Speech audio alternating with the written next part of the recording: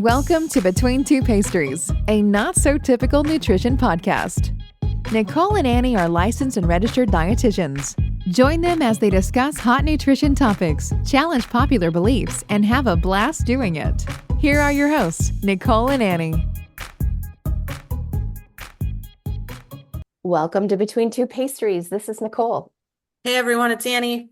Today we're talking about a topic that's, I don't know, it's a little old, but not really. That there was a listener who had said, hey, you guys, I've been seeing a lot of TikTok, people who have been reading a particular book and they're like doing the stuff on TikTok.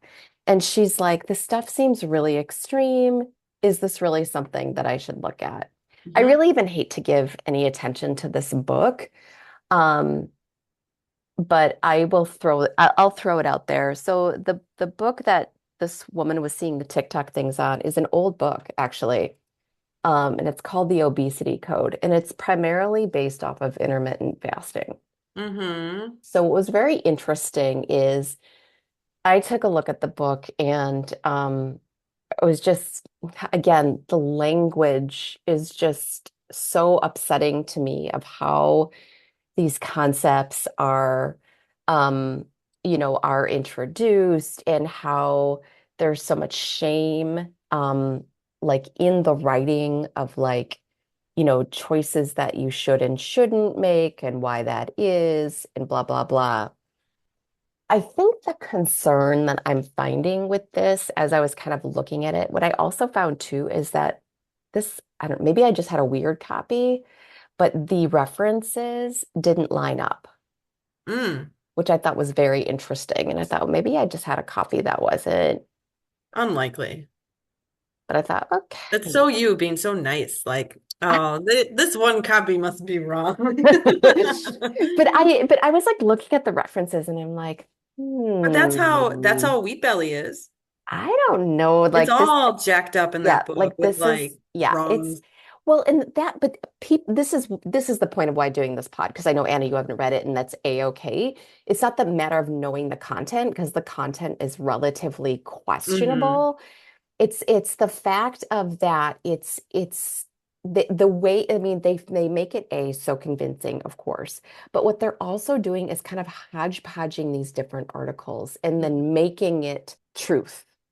Right. When in reality, it's really not, but you're painting this picture, and then the general public is not going to be questioning that, because why would they, right? Especially if it's a doctor that's writing it.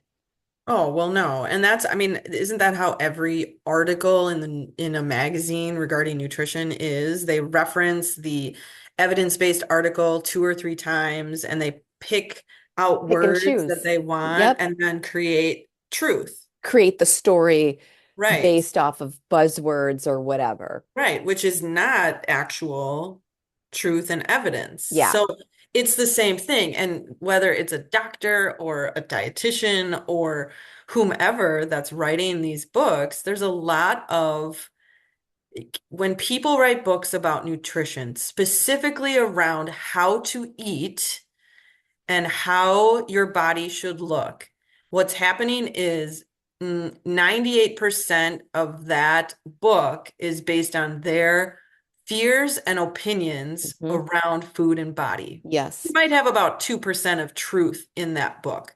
But what people are doing is they are exploiting all of the different things that they hate about themselves, society, fatness, food, all of these things. Yeah. Well, and it's very interesting, but and we've talked about this before too, but even when you're sort of reading this book, even this practitioner, this writer who's a practitioner, you can see the fat phobia in the content. And so one thing, so here's the deal, without even like talking about the book, but when we look at all of these things that are out there, and even when they come from, say, a physician, the way these things are written are also very cold. And the thing that I think, even if something was true and you're saying like it's a good thing to not eat for 24 hours or 36 or 48, Okay. Anyway, so even when you're saying that, like the thing is that this physician is speaking almost like a robot. Right. And this physician is speaking like he's speaking to somebody who is a robot who goes, "Oh, okay, I'll just do that." And then I just do that and I am mentally fine. Right. What we're not addressing is that people are not mentally fine around their food. And Right. so even if, and I'm not saying this is true, even if something like that were true, we're still missing the whole piece that we have to deal with the relationship people have with food, heal that and separate that out before people can focus on the possible physiology. It's just what it is. Well, and the Once you only heal way, that, you get yep. it. Once you heal that, you're like, oh, okay, now I Oh, understand the right. science.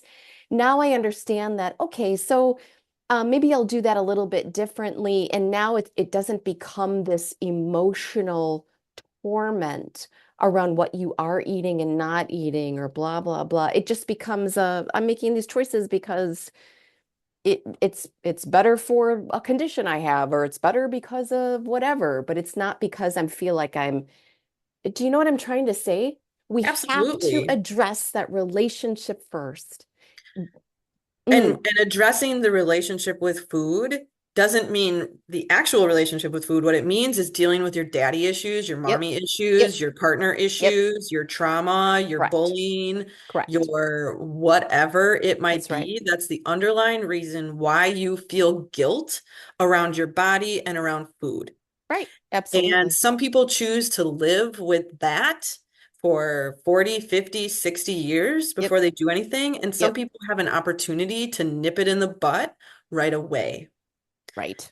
And it's challenging in both ends, but until you deal with what's lying underneath the rug, you will not be able to have a healthy relationship with a lot of different things, It's including so true. humans, food, your body, and perhaps other things like substances, gambling, sex, all of those types of things fall into this category. All of it. I mean, food is just the subject, you Right, know? right. It doesn't, it's, these aren't actual food issues. Like there is No. something under the rug.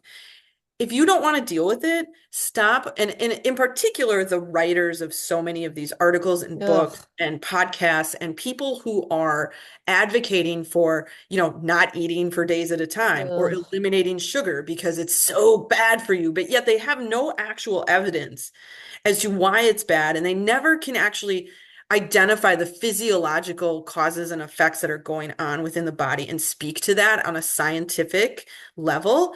Correct. But regardless of that, those are the people that have shit under their rug that they are not dealing with. And they're putting it onto every one of their listeners, readers, whomever, people they're working with. And it's really, really sad because people buy into it, and someone at a normal weight who's totally comfortable with their body, has a good relationship with food, 6 months into listening to the garbage or reading the garbage or hearing the garbage that someone is spewing, now they have a problem. Oh, I totally agree. Happens all the time. Well, and the thing is that, going back to even this listener's observation, like she's watching these people on TikTok who have really big issues. And so then they buy a book and they say it's the Bible Hmm. and this is going to cure my stuff. Nope. Even if you lose weight because you're losing a shit ton of muscle, which is what typically People, happens with all of yeah, these types of people don't things. care. Do you know what I'm saying? And you lose all the water and blah blah blah. You're still going to have the issue. You're still not going to be happy. You're still going to be looking for something more, and then you're going to realize that you're tired of starving yourself for several days out of a week, and then it's just going to go back to whatever else. Right. And then we feel like shit because we've eaten the cake that we're told we can't eat, or we've eaten at all. And Right. we are told we can't eat it all. Right. And Right. now we feel more guilt and we stay in this negative loop that Absolutely. someone else created That for us. somebody else created, of course. And in with, so this is also the other interesting piece about this particular book is like he kind of lays out like the diet form. But what's so fascinating about that is that it's just like, it's just normal eating. Like, I mean, it's actually quite restrictive. It's very low carbohydrate on the days that you eat. It's very, you know what I'm saying? But I think what bothers me so much is that if someone is just doing that, they're going to have weight loss. You don't need to go ahead and starve yourself on top of it. And that's what just ticks me off.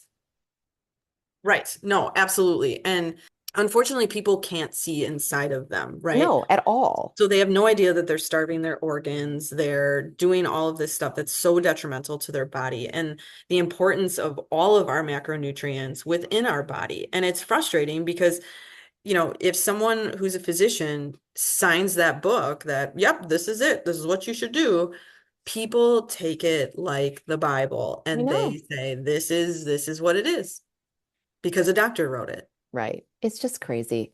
But It I'm is. thinking if you're not if you're not eating normally to begin with, Yeah, it's not going to be better. no. Like it's still going to be screwed up Right. because you still don't know how to eat intuitively. Yeah, it's pretty ridiculous. I mean, even if you just take the cover of the book, like the name of the book, Oh yeah.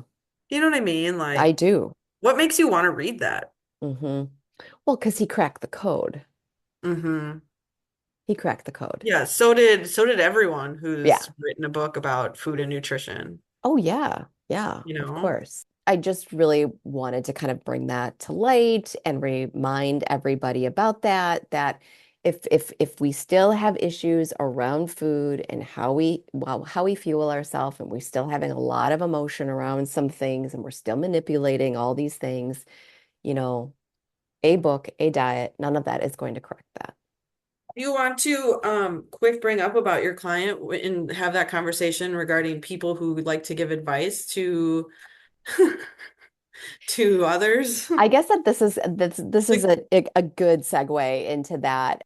You know, Annie and I are both personal trainers, and we also know what it takes to become a personal trainer, which is very little. Takes very very little. little. It takes extremely little effort to have the credential of a personal trainer, and I just want to make that very clear. I am not sending any disrespect to personal trainers because we're both personal trainers. I Hmm. have very close people in my life who are personal trainers, and they do Hmm. a fantastic job.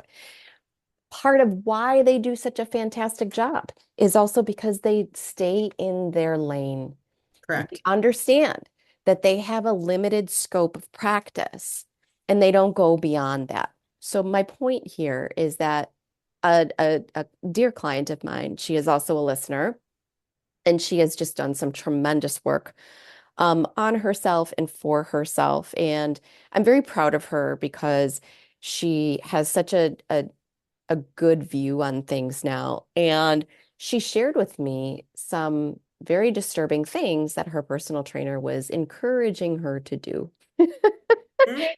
And luckily, this woman is very blunt and will absolutely tell you what she thinks immediately and was able to kind of poo-poo it right away and just say, can we just get back to training?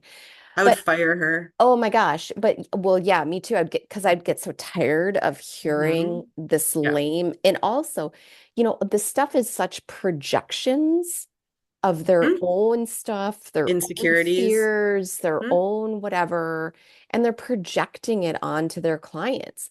And it's disturbing to think like, wow, you live your life like that, and you're really wanting your client to live your life in that Yeah, kind of. people will change if I scare them. No, they don't. Mm. So many so many should nots, you know, but so much of it is like it again is just like the restricting piece of that. Well, and how often you're reading literature, books, magazines, watching different TV shows, or listening to different things on social media, or engaging with different professionals guides how you think about yourself, your Mhm. body, your food intake, That's right. food in general, and people start to become so jaded and skewed in their thoughts that now they're projecting on other people all of these things because it's almost like a brainwashing in a way. I mean, I hate to use Yes. that word because it's so strong, but like that's really what's going on in the industry at this Yeah. point, Yeah. especially as it relates to obesity and all of the quote unquote changes that need occur and all of the stuff. And it's just like, give me a break. If people just simply address their food concerns Hmm. and then what's under the rug Hmm. regarding that, Hmm. things will be better. Yeah. Yeah. And I promise you that it takes time. It's not like, yep, I've got this daddy issue and I'm thinking about it. I journaled on it, so everything should be better. Why is it not? No, there's a Right. lot more to it. I mean, I've known clients who tackle, stuff shit from childhood that they Right. need to tackle. I've known people that, things happened in adulthood, whether it be Mhm. their partner cheating on them or what have you, and having how to deal with that kind of stuff. And then it carries over to food and now we're pushing for this orthorexic stuff and Oh, yeah. coming to terms with like, wait a second, that's not you. That's the Mm-mm. situation that occurred to you. That's what's happening here. Hmm. And it's Hmm. coming through in this particular way as a way to avoid dealing with all of this other stuff. And it's the same thing with personal trainers. Like a lot of people go, and again, Nicole and I are both our Yeah, personal trainers. We completely. hang with lots of personal trainers, good Yep. ones, and I know bad ones too. But the thing about it is you do have to stay in your lane and you have to understand that like there are instances where it's not okay to give people advice. I've Hmm. listened to personal trainers who are not dietitians Hmm. say, oh, well, why don't you let me know what you're eating and write down all the things that you're eating and we'll look at it. And I'm sitting there like, what are you actually going to do with that? Did you ask him what meds they're on? Do I you know. know how to calculate their estimated needs based Hmm. on their EER, their PAL? I mean, and I assume, like, do you really know any of this? Do you know how much protein they should actually need to be getting based on what they're Hmm. doing and not just with you and not just because, the book you read and the chapter that it contained regarding nutrition said that if someone's weightlifting, they need more protein. Like, Hmm. there's so much more to it. Hmm. You know, Hmm.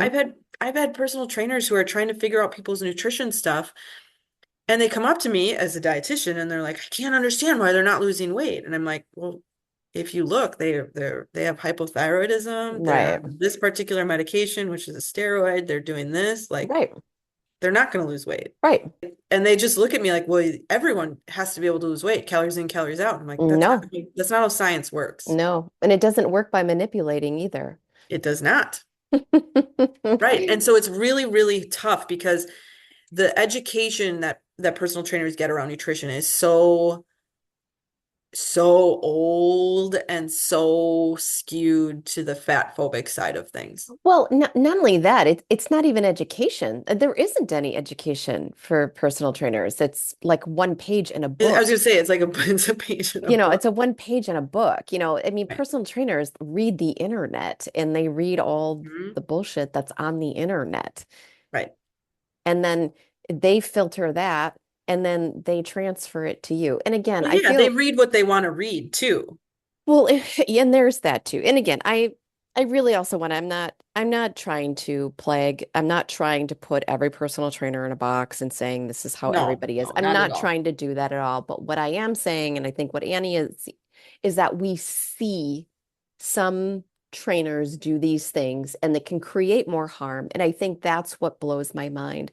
When I Mhm. got this email about these very specific things that this trainer had told my client, I literally I was felt like I was going to blow up. Like I was like, I feel like I need to have a conversation with this trainer Mhm. because she is doing a ton of harm to people who may not be in as solid and grounded of a space as this client of mine is. And it Right. was disturbing to me to hear the terminology she was using, I was just like, I was so upset. I went into this whole rant back in the email to my client, and she's like, please do it, please do a podcast on this. But Yeah. Well, and keep in mind, I want to do a public service announcement to everyone. yes, If you're giving nutrition advice to people, you are liable when they end up in the hospital, absolutely. when Sure. they have a reaction, when Right. something happens to them. do not, nutrition is, it's called medical nutrition therapy for a reason, because it can really be a disservice for you to be giving advice you actually shouldn't be giving. And like you can really harm people, Hmm. really harm people because you don't know people's situations. You don't Right. know what's going on and you don't know all the physiological components. Even if you do know that someone has XYZ, there's a lot more to it. There's so much more to it. And you need to be in a professional environment where there's actual treatment protocols and everything to be giving a lot of people with nutrition related diseases and syndromes and all the things Right. advice about their stuff Right. versus, well, I know you want to lose weight, so this is what you need to do, and then do all these curls and then, eat this, not And that, it's and just not, eat. and the thing is like people still don't understand. I mean, I'm working with people now, and it's still difficult for them to understand that body fat loss can be very complex. It can be Extremely. complex. And it also, like, it is not for the faint of heart. Like, if it's a goal that you really want to achieve, you have to be ridiculously patient and Mhm. consistent with that. And it's not about deprivation. But the thing that people forget that we're working with is we are working with a body, we are working with a physiology, we are working with a system. And your system, Annie, in biology is going to be just a little bit different than mine and Right. someone else's. And Mhm. it's like people do not understand. Hormones run the show. Your Mhm. conditions can run the show. Like all of these things are putting input into what may or may not happen because your body may or may not want to. Right. Yeah, we're super complex. Because sometimes it doesn't want to lose body fat because it's not safe for the body, Right. because it doesn't make sense for what the body needs or wants or how it functions. Or, like we have to take all of these things into consideration. Right. Right. And that it's Absolutely. also an incredibly slow process if your body is willing to do it. It's very slow. I don't know. It just drives me nuts because it's not these quick things, you know? Right. And But a it's lot of like, professionals don't understand that. oh And my as gosh, long it as you lost weight on the scale, freaking you blows my lost mind. weight. Well, and that's what I think really in this day, we're still looking at a stupid scale. Like we're still really doing that. You Right. know, I mean, when people lose weight quick, it's because they're losing muscle and they're losing a ton of water.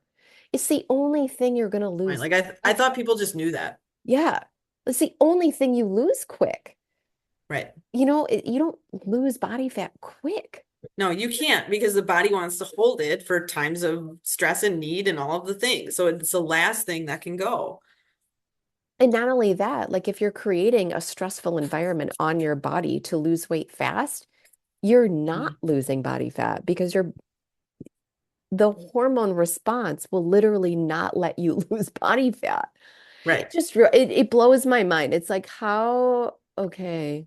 Yeah, it's physiology, and that's the piece that people don't understand. And Oh, trainers are not taught physiology. no, I mean they don't, but not Not, only not, excuse me, not ones who are just like, I'm Joe Blow and I'm going to read this book and take the test to be a personal trainer. Yes, if you go to school for kinesiology and stuff like that, you have likely had physiology in your training. right.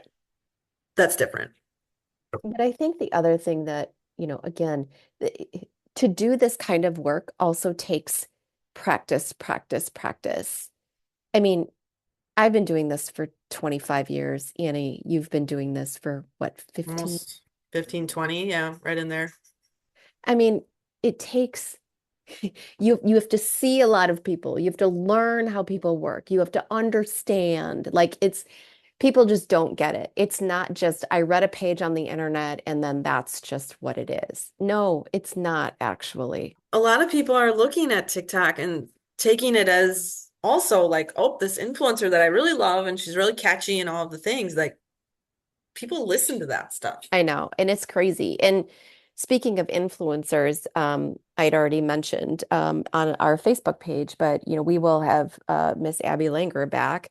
And one of the reasons why I had asked her if she wanted to come back on the pod is because she recently did, she's constantly poo-pooing so much of what's out there on media, but she particular did a thing on this one particular influencer. Like this stuff grosses me out that these people are allowed to influence because all they're doing is they're harming so many people. And we're going to talk more about this with Abby in particular.